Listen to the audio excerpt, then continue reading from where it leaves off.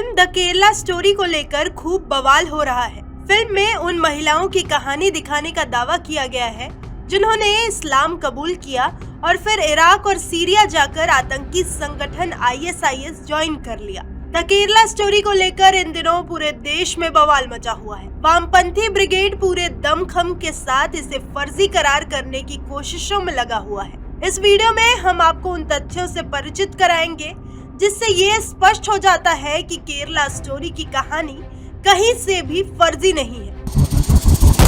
ISIS कब join किया ये जानने के लिए क्यों ज्वाइन किया और कैसे ज्वाइन किया ये जानना जरूरी है। इस दुनिया को सिर्फ अल्लाह चलाता है। उन्हें करीब लाओ, खानदान से जुदा करो, दुश्मनी रिश्ते बनाओ, जरूरत पड़े तो उन्हें प्रेग्नेंट करो और जल्द से जल्द अगले मिशन के लिए हमें हैंडओवर करो। दरअसल द केरला स्टोरी केरल में हिंदू और ईसाई लड़कियों की कहानी है जिन्हें पहले लव जिहाद में फंसाया गया और बाद में ISIS आतंकवादी बनने के लिए इराक, सीरिया और अफगानिस्तान भेजा गया। द केरला स्टोरी का ट्रेलर शालिनी उन्नीकृष्णन नाम की एक हिंदू महिला की कहानी से शुरू होता है।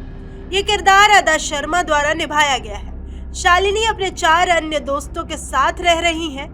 ट्रेलर में दिखाया गया है कि कैसे अदा की एक दोस्त ISIS में भर्ती होती है और कैसे वह दूसरी लड़कियों को इस्लाम अपनाने के लिए ब्रेन वॉश करती है। लव जिहाद के जरिए मुस्लिम लड़के उनसे शादी करते हैं और वे इस्लाम में कन्वर्ट हो जाती है। फिर नर्स बनने के लिए उन्हें विदेश भेजा जाता है जहां वो ISIS के चंगुल में जा फंसती है। ट्रेलर में पिछले 10 सालों में 32,000 लड़कियों के गायब होने की बात कही गई है और इस संख्या को लेकर भी बवाल मचा हुआ है। हालांकि वर्ष 2021 में ही मीडिया के साथ एक साक्षात्कार में फिल्म के निर्देशक सुदीप्तो सेन ने कहा था कि केरल से 32,000 लड़कियों के गायब होने के ये आंकड़े उनके नहीं हैं।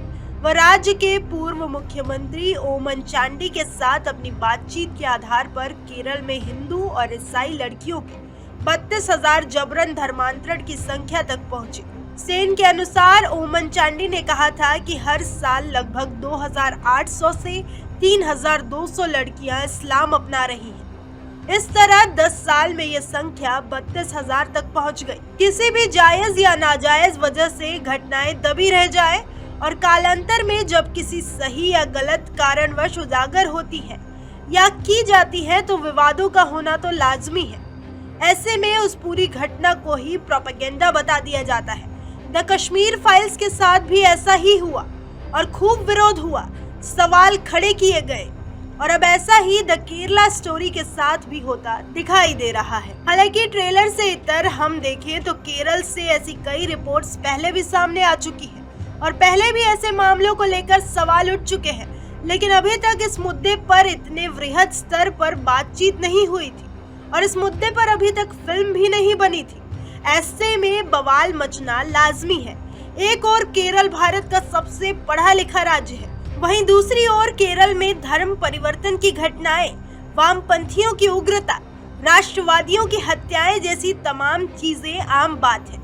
आतंकी संगठनों में केरल के कट्टरपंथियों की बहुतायत है। यह हम नहीं कह रहे हैं बल्कि इंटरनेट पर मौजूद तमाम रिपोर्ट्स ऐसा दावा कर रही हैं। BBC की एक रिपोर्ट के अनुसार 2016 में केरल के 21 लोगों ने इस्लामिक स्टेट जिहादी आतंकवादी समूह में शामिल होने के लिए देश छोड़ दिया था। उनमें से एक छात्रा ने शादी से पहले इस्लाम कबूल किया था। रिपोर्ट में कहा गया कि उसने जब देश छोड़ा तब वह 8 महीने की गर्भवती थी। BBC की ही रिपोर्ट में एक पुलिस अधिकारी ने नाम न छापने की शर्त पर बताया था कि किसी को भी रिकॉर्ड की पूरी जानकारी नहीं है, लेकिन हमारा अनुमान है कि 10-15 से अधिक महिलाएं नहीं हैं जो 2016 से केरल के ISIS में शामिल होने के लिए धर्मांतरित होने के बाद देश छोड़कर गई हैं। हालांकि यहाँ ये माना गया है कि केरल से लड़कियां गायब हुई। बहरहाल केरल स्टोरी में दिखाई जा रही कहानी आपको सही लगती है या महज एक प्रोपेगेंडा? कमेंट सेक्शन में हमें कमेंट कर बताइए।